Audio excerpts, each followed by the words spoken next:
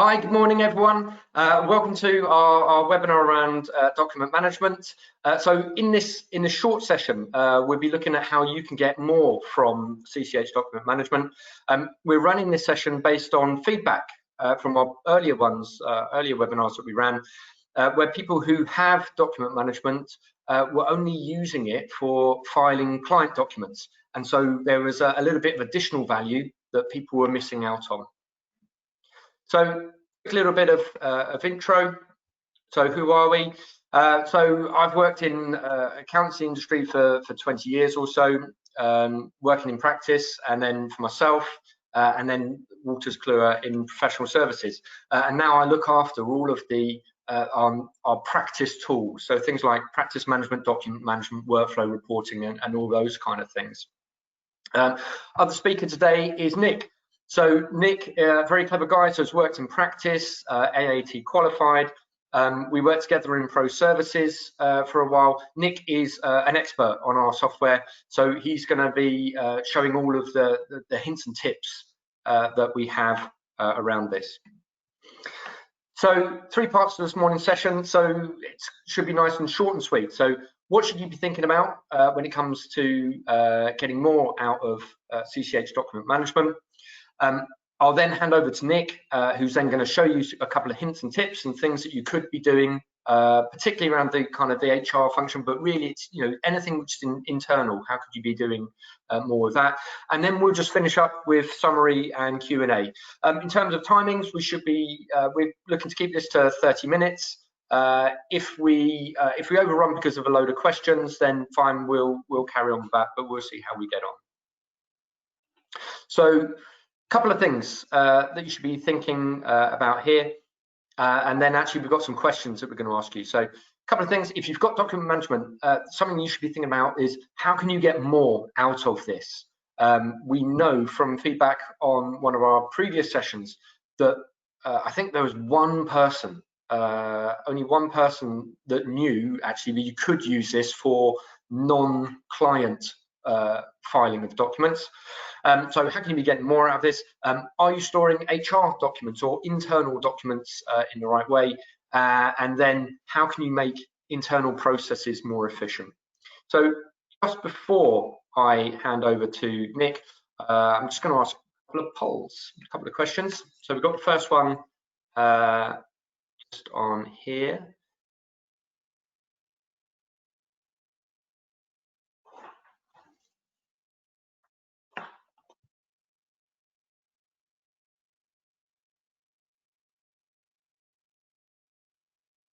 That's brilliant. We're getting some good votes coming through here. I'll just give this 5 seconds more for anyone else.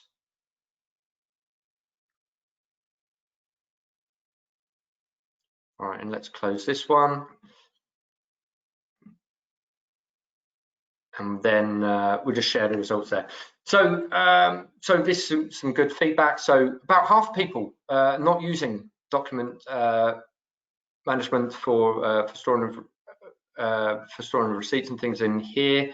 20% people are doing it, and they are storing receipts in as well. A third of people are using practice management for expenses, not storing receipts. So that's a good. So what we'll do is Nick will show for those of you guys who are not using this, he'll show you how you could be getting a little bit more out of that. So thank you very much for that. We've got another question on here, so which is what are you using to store your HR documents? So thinking about your internal stuff, what are you using for this?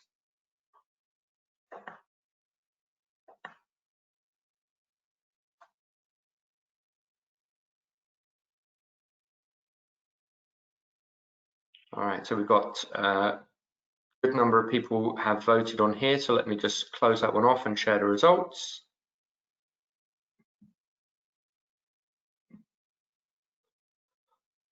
Right, so there we go. So just to touch under, a third of people are using document management for storing HR documents. A quarter of people, exact quarter of people, have got a separate HR system, and that's where we're using that's what you're using for storing your documents. And then a touch under half of people are storing stuff on network folders. That's brilliant, thank you very much. And then actually the final one, which actually is the one I should have started with, but we'll ask this anyway. So just want to find out, just again, so it's about pitching this just right. So we can understand, are you using document management or not, or are you using something else? So that's good. I can see people voting on here. Thank you. Got some more coming in. All right, I think we'll stop the voting there and I'll share the results. Okay, so 3/4 of people are using DM, so that's brilliant. So hopefully you're going to get some useful stuff from Nick in just a moment to help you get more use out of that. Just a touch under a fifth of people don't use any kind of DM system. So hopefully we'll show you some stuff, give you some ideas that if you are starting to look at any document management system, just some things that you can be thinking about when you look at that. And we've got a number of people here who do use a document management system, but it's not one from CCH, and that's fine. Brilliant. Thank you very much for that. Right. Nick, let me hand over to you. Yeah, excellent. Thanks, Evan. It's really interesting to see from those poll figures that we've got, 75% of people on the call using CCH document management, which is great to see. But that only actually a third of those, well, a third of the people on the call again actually using it for the HR information. So obviously from previous demonstrations we've had, clearly people want to be using that side more. So what I'm going to be showing in this morning's demonstration is actually how to go and find the employee filing library, how you can use the template function connected with potential workflows for things such as approving annual leave requests. But then I would say the third element we've got in that list there in terms of managing permissions in the document center is possibly the most important one. I use the document management system myself in practice before moving to Wolters Kluwer, and I had zero access to the HR area in my employee record for to see any documents that are in there. And personally, I think there's a halfway house where I should be able to see some documents in there, such as employee handbooks or contracts that I've signed. But maybe if there are any more sensitive documents like disciplinary actions, they can be limited. So showing you the available permissions that are set around user task permissions, but also document security options in there as well related to employee documents. And then the fourth thing I'm going to show you is how it integrates with CCH Practice Management in terms of submitting expenses with the documents attached to the particular assignment that it relates to. So I'm just going to share my screen now. Okay, and hopefully you can see my red wheel that I've got there in terms of my CCH Central wheel. So the first thing I'm going to show you is how to navigate to your employee document storage area. So I've got my employees there, and I'm going to search for my employee record. Okay, so myself and another colleague, Nick Pye, potentially one of your account managers. Open up my employee record. I've got all my tabs across the middle of my screen. Now, you should be pretty comfortable, depending on the level of staff member you are. If you're using our CCH system with the employee area in terms of main, we've got personal information there where I'm looking pretty good for 120 years old and as a koala, a bit more hair than I've got at the minute, but yep, cute and cuddly. And then at the end, we've got the last tab, Document Center. So this is where you would have all your employee documents stored. You can see I've got in there an employee handbook and an employee contract as of the 1st of January 2020. You can have lots of employee-specific document types in here. I've probably got quite a few different document types in there available than what's set up in there, but you can completely customize that for your firm, as you can do with our standard document management area for your clients. It can be completely customized and bespoke based on how you want to file documents. The same functions work in here as you've got in the other demonstration you've seen, or if you're already currently using document management in terms of ticking the document and checking it out and editing it. If it's a Word document or Excel or something like that, obviously if it's a PDF, you might want to have it locked down at the point of creating that document so people can't change that. You can build that into a particular workflow. So in terms of navigating around it, it's as simple as just finding the employee record and going to your document center tab on the far right hand side. And you would see all the documents in there that you are allowed to see. Now, in terms of adding a document in, you've got the same upload option there in terms of browsing in from the outside system. But I would suggest if you're adding documents into the employee area, they would more often than not come from templates. So you would go to create at the top, and then the library is linked to purely employee filing, whereas normally it would be client in that drop-down list. Because I'm doing it from within my employee record, it's grayed out as employee filing. And then the templates that are in here would be the ones that are relating to employee information. So you can see I've got a work absence one there. I've got a general correspondence letter if I'm emailing potentially about furlough information, anything like that. You can have stored in the template area, and you add them in these in the same way in which you add in normal templates. You just say they're relating to employee documentation rather than client documentation. Now, if I select my work absence one there, the important thing here is it automatically fills in the file name and the document type as HR. You can change that file name to a particular date if that's your internal process. But what I've got at the bottom is that it automatically assigns it to a workflow called annual leave request. Okay, so this is where you can have it so the employee has got no opportunity to change that. I know because I'm a super user, I can drop down and change that to different workflows or even remove it if I wanted to. But for your standard end user, it could force it to go down a particular annual leave request. Now, if I just complete that, say I don't want to check it out, just click finish. What we'll see, add it into the system in terms of work absence there. And what it would actually normally do is put a workflow on it and assign it to my manager to approve that particular work. Now, because I'm listed as a partner in the system, no one has to approve my work, so it's not going to attach that workflow at the same time. Now, in there, you've got all my different work absence form. You see this little preview down the right-hand side where I fill in my information. It would then be notified to a particular manager to then go and approve that absence and put it on your internal planners. And then in terms of the workflow that I've got set up, if I show you how it's been built, just to give you an idea if workflows are something which you're interested in my central workflow area for standard workflows, my annual leave request one here, I've only got 3 steps. The first one is to assign to the manager to approve or reject, and it's got 2 different options where it will go to either the end of workflow if they approve it. If they reject it, it will go back to the employee who created the request form to either it needs to be amended and sent for resubmission, or to remove the request and say, yeah, I actually don't want that. I can't have that holiday for whatever reason internally. For example, if audits have been pre-booked or anything like that. And then it would end the workflow after that, either when the manager approves it or the person requesting it has said, actually, yeah, it needs to be removed. So depending on how you create the workflow, it can be designed however you want it to. If you need to go through a couple of different approval steps, you can also build that into there. Okay, so what you want to do is you want to build your template area, but also connect it to internal workflows, and that should be simple enough to do. So the third element, as I mentioned before, is possibly the most important one in terms of looking at task permissions and document security. So in terms of task permissions, if I went to File and Maintenance, all the way down to Security and Task Permissions, again, you have to have the relevant permissions available for you as staff members to be able to do this. You wouldn't want brand new juniors to be able to come into here and just start messing around with everything. So if I come into my document management product and I leave it in AP user, an example here, can you see I've got an employee option in here? You're probably aware you've got client ones that should be ticked so they can access the client document center. But the employee one in here is either document center or full access. Be aware that that is a dangerous button. If that is ticked, they have access to absolutely everything in the employee document center. Please just make sure they have that one ticked there so they can have that tab available. That's the one where I said when I worked in practice, that tick box was unticked. So I could not access my employee document center, even to see documents such as an employee handbook or contracts that probably are relevant for me to see. I had no access to see that in the database. So they are the ones in there that I would recommend that you have turned on. But be aware you don't want every single employee to have that tick box ticked underneath and full access. Now the next element of security, which is really important, is under document security. So if I come down to maintenance again, and I am in security, but this time I go to document security. Again, the administrators of your document system will be aware of coming into this area quite a few times, mainly on the client area.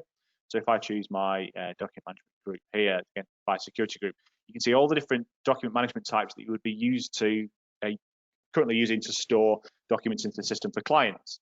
Now, if I change that to employee filing, you'll see I've got a different lot of document types. And this is where you give them the ability to either add a document of that type into the system, ability to edit it if it's in the system, the ability to delete it, or just the ability to view.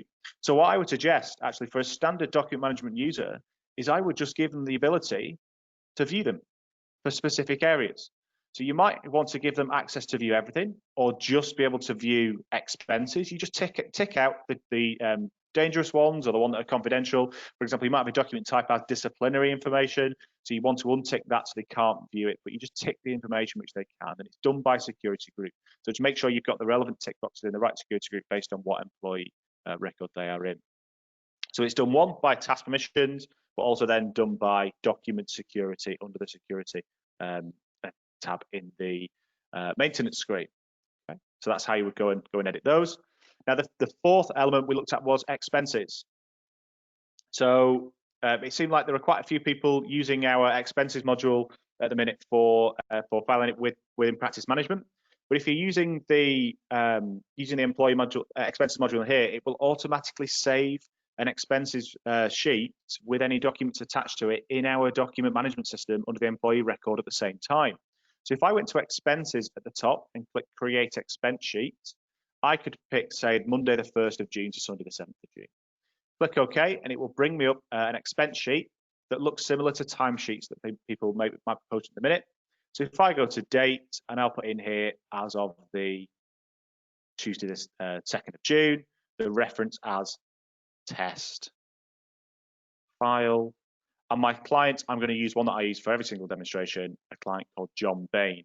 It's got my 4 different assignments in there, and I'll just say this was accountancy, and the job is 2020. Now, the task that's in there, you can have different tasks in terms of how it asks you to fill in information. In terms of got lunch, mileage, software, you might have overnight accommodation costs, all the different expense sections in there allow you to approve it easier. Now, I'll just choose lunch in here, and you see I've got 1, and the cost was £5 in this circumstance. Okay, and I can put a nice little comment in there and say went to, as a northerner, I'll say they went to Greg's. Now, what you've got there now is the ability to use this little paperclip with the 3 dots and browse to a specific document to attach. So you can attach Word documents, PDFs, Excel documents.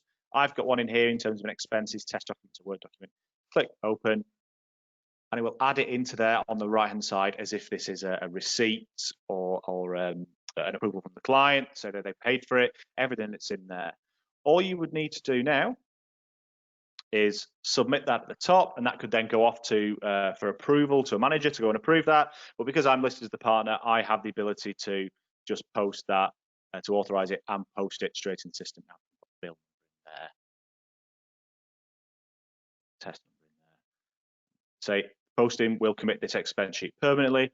So yeah, I'm happy with that to go in the system. If I now went back to my employee record, sorry, not clients, went to employee and found myself,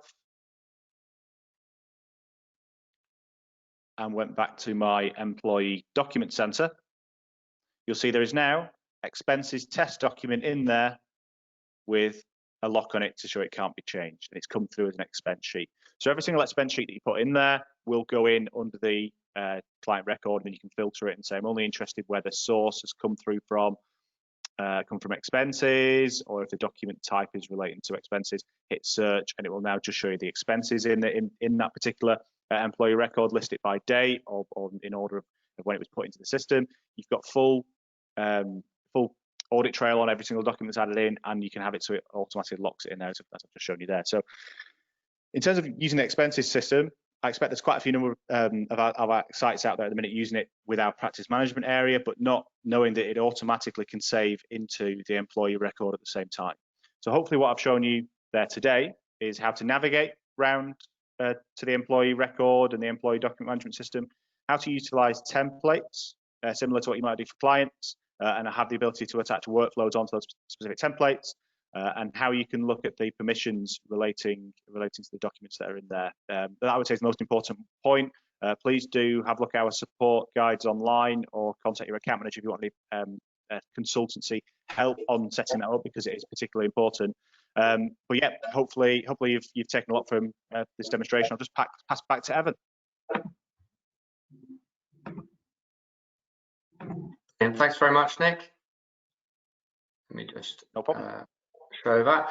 Just want to check it. Are you able to see my screen okay? We're still on your slide. All right, excellent. Yep. Okay, thanks very much for that, Nick. So yeah, a few things here that you can be doing with document management. obviously, you don't have to use this only for storing of your client documents.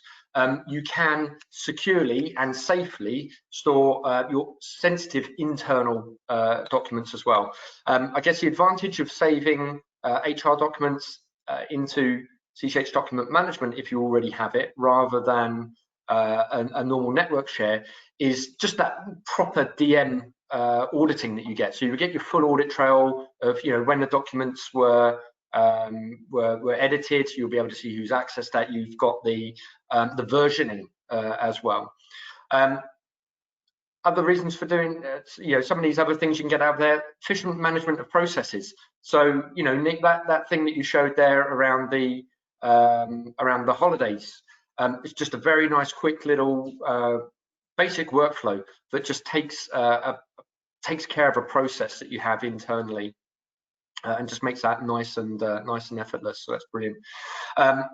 Integration, PM. If you've got PM and DM, frankly, you should be using the expense part of that. You're missing out if you're not.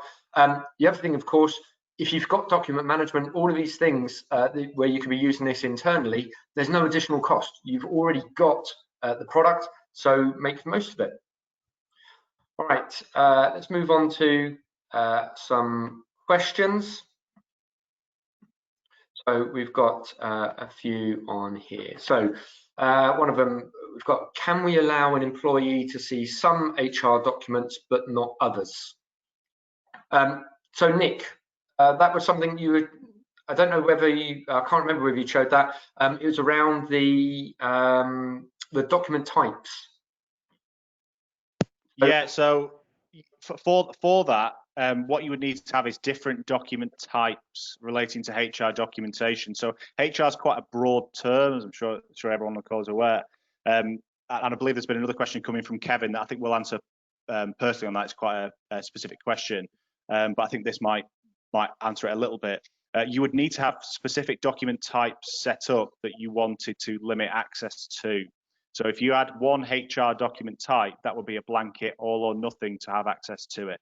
It would need to be more specific, whether it be HR-contracts or HR-disciplinary, and then that would mean that you'd be able to have a much tighter security around that.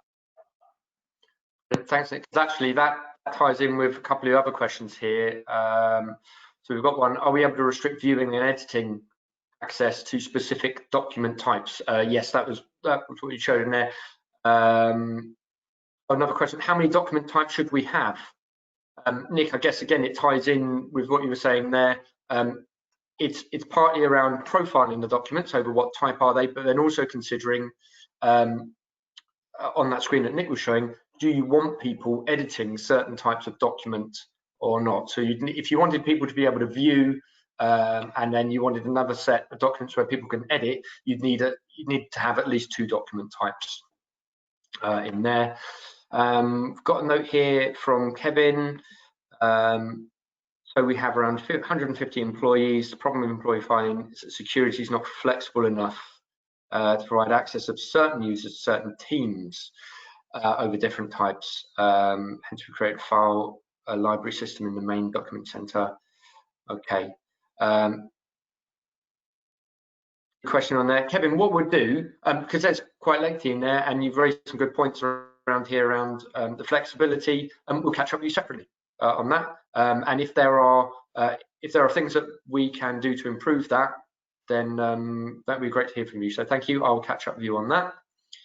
Another question: can we stop an employee from seeing any HR records at all? Yes, Nick, that was the task permission you showed, wasn't it? The under employee on the documents center. Yeah. So the settings I had set up to start off with, where they had both boxes unticked for under the employee area of the document center, where it was unticked on the task permission. That would mean that I believe they would see the tab exists, but would not be able to access any of it. That is the setting which I had set up for myself in practice. So I knew that there was a document center, but had no visibility of any documents that were in there. Cool, thank you. Another question here saying, if you're in an employee record and you're looking at the receipt, how can you see which expense claim that ties back to? Good question. So you may remember in the screen that Nick was in, where he called up the employee record, had the receipt up. If you click onto the properties of that document, it then has in there under the description, it takes the expense claim reference and puts that in there. So that's all pre-populated, but it means that you've got that link, so you're able to see where does it come from, what does that tie back into. Two other questions. We don't have the annual leave workflow. Is it hidden by permission? No, so that workflow was something that Nick's created. It's only a 3-step one. That's something that you guys can create very, very easily yourself. If that's something you'd like some help with, then we can just give you those steps. That's not a problem. And final one here. So I've been on the other 2 recent DM webinars. There's been no mention of purchase ledger invoices. Where are these stored? Good question. So purchase ledger invoices wouldn't be going into document management. Purchase ledger invoices would be stored in Basecone. So Basecone, which then ties in with Twinfield, which syncs through into practice management. Any other questions? No more questions on there. All right. So thank you very much, everyone, for joining us. So if you need some support, you've got the website link on there, or give us a call. If you're looking for some training, there is free training available through the My Learning portal. So log on there and access all of that free stuff that's available on there. If it's bespoke training that you want, speak to your account manager, and that'll be something they can arrange for you. If you are new to Wolters Kluwer, so if you don't have any of our products and you'd like to find out some more information, drop an email to that address there, or give us a call. Right, well, thank you very much, everyone, for your time. Thanks for spending that time with us today. You'll find Nick and myself on LinkedIn. If you want to connect with us, feel free. We'd be very happy to answer any questions that you have. The other thing I'd say, keep looking at our website. We've got a whole load more webinars lined up, and it'd be great to see you on some of those as well. What I'll do, same as before, I'll leave the webinar running just for a couple more minutes, just in case there are any more questions that people want to submit. And what we will then do is take those, answer them, and we'll then send all of the answers back to everyone who's taken part in these sessions. So thanks very much, everyone. Thanks for joining us and giving us your time. Have a great rest of the day.